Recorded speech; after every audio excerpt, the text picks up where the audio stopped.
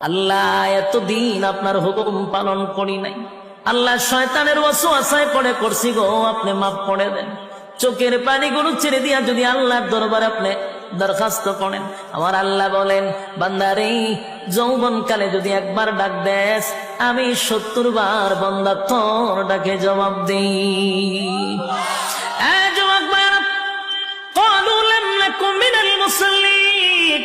যারা দুনিয়ার জমিনে মুসল্লি ছিল না তারাই তো জাহান্নামী, এক নম্বরে জাহান্নামে যাওয়ার কারণ।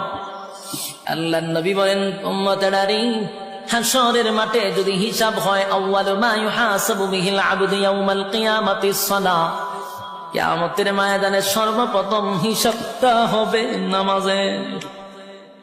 বলুন কিসের? ১ নম্বর হিসাব হবে নামাজ। অথচ আমাদের সমাজের মানুষ নামাজটাকে বড় অবহেলা করে।